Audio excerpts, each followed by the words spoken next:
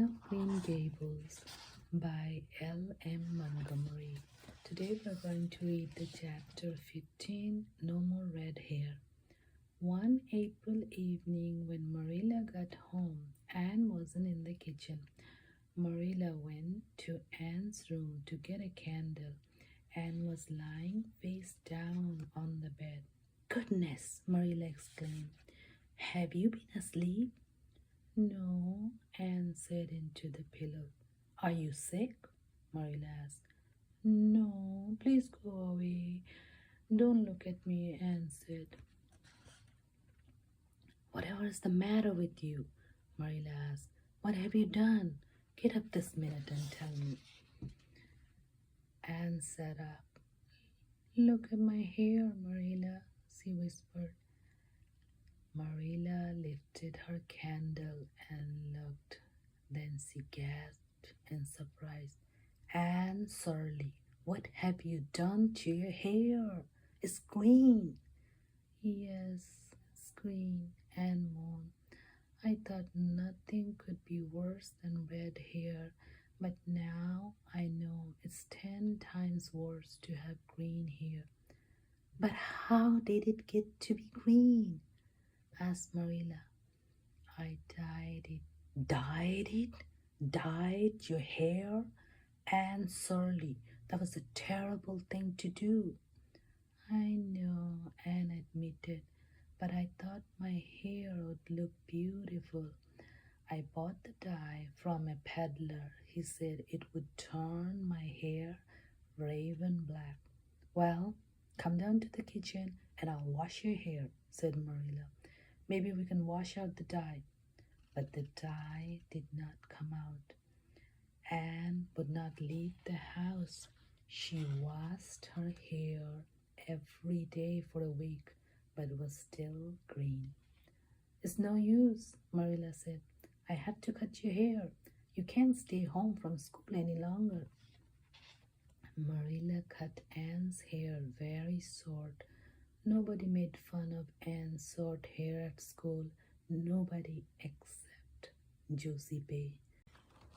"Josie said I look like a scarecrow," Anne told Marilla. "I wanted to say something mean back to her, but I didn't. I forgave her." "Am I talking too much, Marilla? Does it hurt your head?" "My head feels better now," said Marilla. "I don't mind your talk. I'm used to it," which was Marilla's way of saying that she liked to hear it. Chapter 16, The Boating Accident.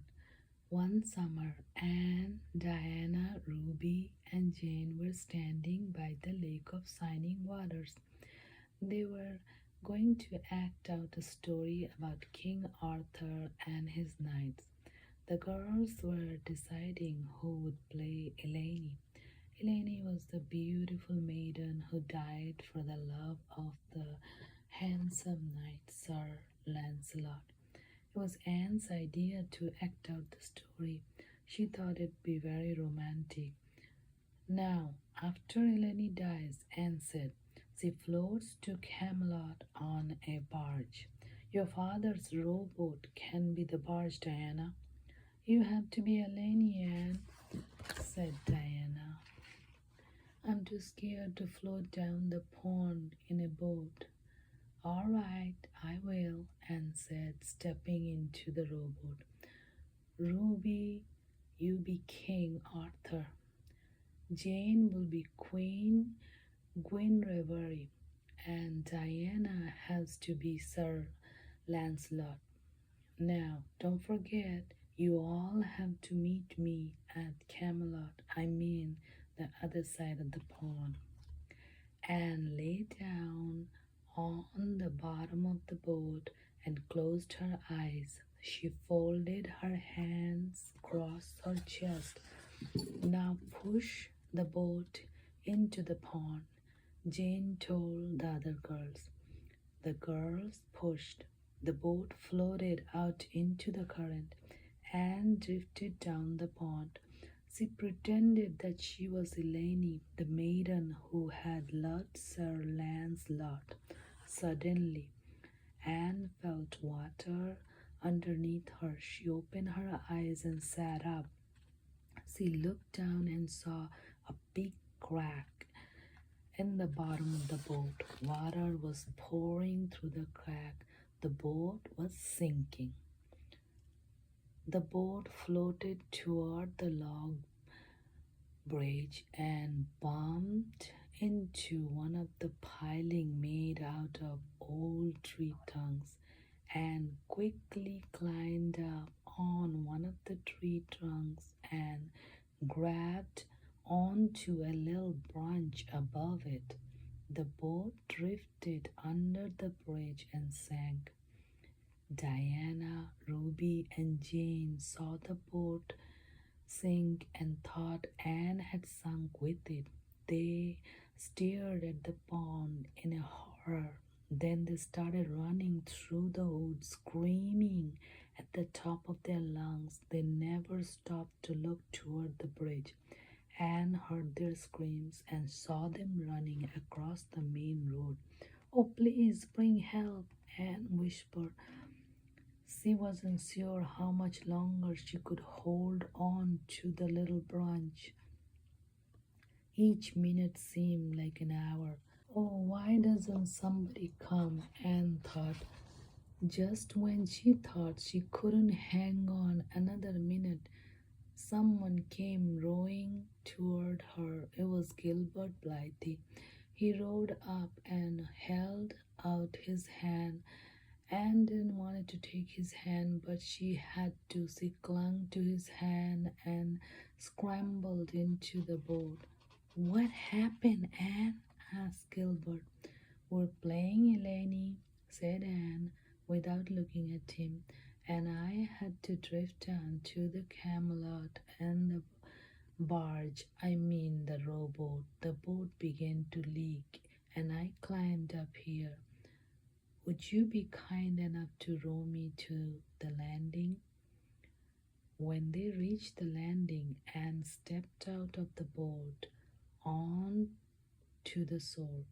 "Thank you very much," she said stiffly. She turned away. Gilbert jumped out of the boat and took her arm. "Look, Anne," he said, "can't we be friends? I'm awfully sorry I made fun of your hair that time. Besides, it happened long ago. I think your hair is very pretty now." He looked down at her, and Anne's heart skipped a bit. But then she remembered how much he had hurt her feelings when he called her carrots, and because of him she had been disgraced in front of the whole school. She would never forgive him. "No," she said coldly. "I'll never be friends with you, Gilbert Blythe." "All right." Gilbert jumped back into his boat. "I'll never ask you to be friends again, Anne Shirley." He rowed away. Anne held her head high, but she knew she had been wrong not to forgive Gilbert this time. Halfway up the path, Anne met Diana and Jane. "Anne!" Diana gasped. "We thought you had drowned. How did you escape?" "I climbed up on one of the pilings," Anne said wearily, "and Gilbert Blythe came along and rowed me to the shore." "Oh, that's so romantic," Jane said. "Of course you'll speak to him after this." "Of course I won't," Anne said. Later, Anne told Marilla, "I'm going to give up being romantic.